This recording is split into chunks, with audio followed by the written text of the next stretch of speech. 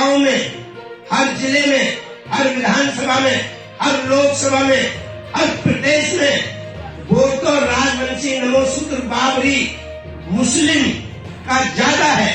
जब वोट हमारा ज्यादा है तो ये 3% वाली ममता कैसे राजा बन जाती है, ये 1% वाला मोदी राजा कैसे बन जाता है? क्योंकि ये हमको धर्म के नाम पे, जाति के नाम पर हमको लड़ाते रहते हैं।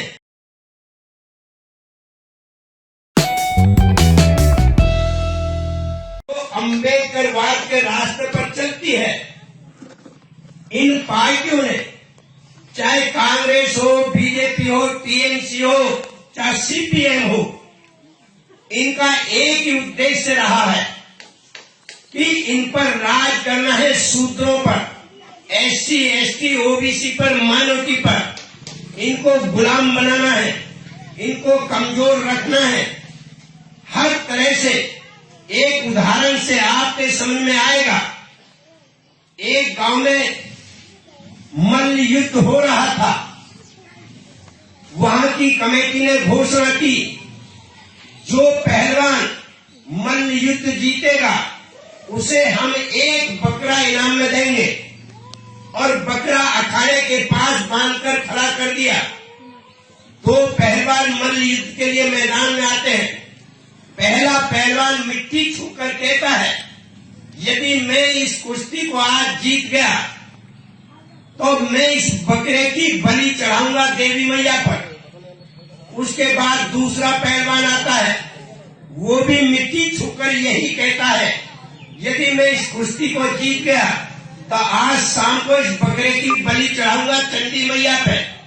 बकरा दोनों पहलवानों की बात सुन रहा था। बकरे ने सोचा, चाहे तो ये पहलवान जीते और चाहे ये पहलवान जीते, शाम को तेरी तो बलि चढ़नी है। और आज तक ये कांग्रेस, बीजेपी, टीएमसी, सीपीआई तुम्हारा वोट लेकर 5 साल राज करके तुमको बहकाकर तुम पर जुल्म करते हैं, शोषण करते हैं, तुमको आपस में लड़ाने का काम करते हैं, धर्म के नाम पे उन्माद फैलाते हैं, कई हिंदू मुस्लिम लड़ाते हैं, कई मंदिर मस्जिद के नाम पे दंगा कराते हैं और तुम कमजोर हो जाते हो और वे राज करते रहते हैं। नहीं, हम लोगों को आज भाईचारा बनाना पड़ेगा। और अपने भी एससी के अंदर हमको अलग अलग कर दिया गया है। कहीं राजवंशी को अलग कर दिया गया, कहीं जो है नमोसूत्र को अलग कर दिया गया, कहीं पर बाबरी को अलग कर दिया गया। हम सब आपस में लड़ते रहते हैं और हमारी लड़ाई का फायदा ये मनुवादी लोग, मनुवादी पार्टियां उठाते रहते हैं। आज हमें प्रतिज्ञा करनी है कि हमको लड़ना नहीं है, हमें आपस में भाईचारा बनाना है और अपने वोट से गुरुचांद ठाकुर की बात को साबित करना है कि जिसका ज्यादा वोट उसका राजा। वोट हमारा ज्यादा है।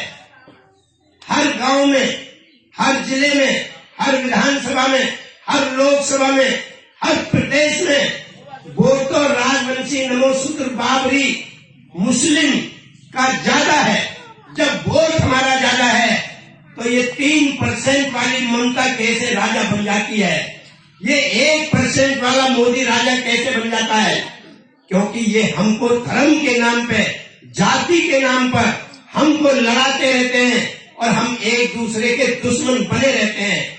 नहीं, आज इस बात को इस प्रदेश के अंदर, इस जिले के अंदर, इस लोकसभा के अंदर भाई अधीर बर्मन जी इस बात को खत्म कराएंगे कि अब हम अलग अलग नहीं हैं, हम एकजुट हैं और आने वाले 2024 के चुनाव में हम अपना वोट अधीर बर्मन को देकर, हाथी का बटन दबाकर अपना लोकसभा में अपना प्रतिनिधि अधीर बर्मन को भेजेंगे ताकि वो हमारी लड़ाई लड़ सके।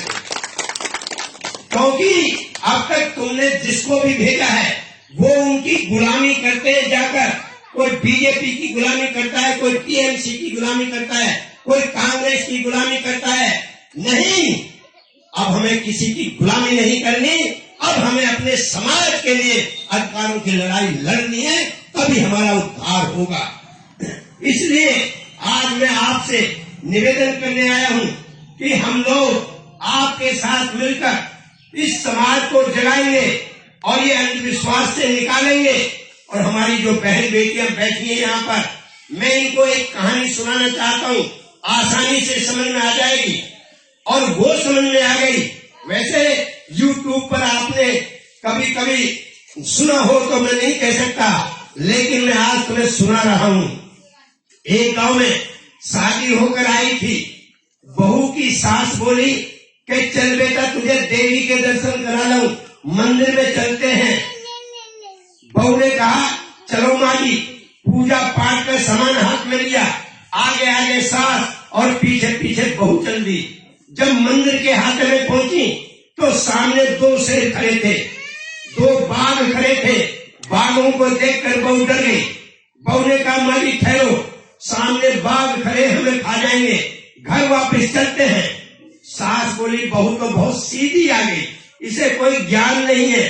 उसने कहा बेटा ये तो पत्थर के शेर है, ये खा नहीं सकते। बहू ने कहा माँ जी नहीं खा सकते, चलो। जब मंदिर के द्वार पे पहुंची तो वहां पर एक गाय का बछड़ा, गाय का जो है खीरो पी रहा था। बहू ने कहा माँ जी ठहरो, यहाँ पर कोई आदमी नहीं है और इस गाय के खीरों को इसका पिला पिए जा रहा है। मैं घर से बाल्टी लेकर आती हूँ और इसका खीरो निकाल के घर ले चलेंगे। सास ने मारा अपने सिर में हाथ, बोली बहू तो पागल आ गई। अरे तू अंधी है, दिखाई नहीं देता, तुझे दिखाई नहीं देता? ये पत्थर की गाय है, पत्थर का बछड़ा है, न ये खीरो दे सकती है न ये खीरो पी सकता है। बहू ने कहा माँ जी नहीं पी सकता, चलो। जब मंदिर के अंदर पहुंची तो सास बोली बेटा मांग ले, देवी जी बैठी है। बहू ने चारों तरफ घूम फिर के देखा, माँ जी कहाँ पर है? अरे ये न बैठी। तो बहू ने कहा माँ जी मुझे तो ऐसा लगता है जैसे ये पत्थर की हो। पूरी पाकड़ी गांव की महिलाएं इसी से मांगती हैं, तू भी मांग ले। बहू ने कहा माँ जी मांगने से पहले मेरी बात सुनो। जब पत्थर के बाघ हमें खा नहीं सकते, पत्थर की गाय खीरो दे नहीं सकती, पत्थर का पिला खीरो पी नहीं सकता, तो ये पत्थर की देवी भी मुझे कुछ देने वाली नहीं है। मेरी देवी तो तुम हो, साक्षात जिंदा देवी हो। मैं तुम्हारी सेवा करूंगी तो बदले मुझे प्यार और सम्मान मिलेगा। आज घर में जो असली देवी बैठी है, जिंदा देवी, माँ बहन बहू बेटी के रूप में, उसकी हम रोज दहेज के नाम पे हत्या करते हैं, उसके साथ बलात्कार करते हैं, उसकी इज्जत खराब करते हैं, उसकी पिटाई करते हैं।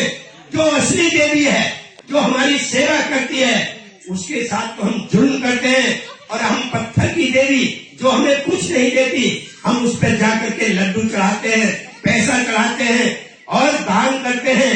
नहीं, आज हमें साक्षात रूप से अपनी बहन बेटियों की इज्जत की रक्षा करनी पड़ेगी, तभी हम आगे बढ़ पाएंगे, वरना नहीं बढ़ पाएंगे। इसलिए आज मैं अपने भाइयों से भी कहना चाहता हूँ, अंधविश्वास को छोड़ो। ये बीजेपी के लोग अंधविश्वास के नाम पर आप लोगों का शोषण करते हैं, आपको लड़ाने का काम करते हैं।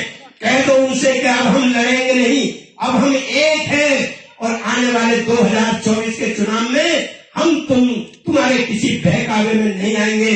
और हम अपने वोट से हम इस लोकसभा में जलपाईगुड़ी में भाई अधीर बर्मन को वोट देकर उसे MP बनाएंगे, ताकि वो दहाड़ के साथ लोकसभा में हमारी आवाज उठा सके, कोई गुलामी ना कर सके। इन्हीं शब्दों के साथ आप लोगों ने मेरी बात को ध्यान से सुना, मैं आपको बधाई देता हूँ। और जो सम्मान दिया है हम उसकी कदर करते हैं और फिर दोबारा आपके बीच में आएंगे। धन्यवाद। जय भीम, जय भारत।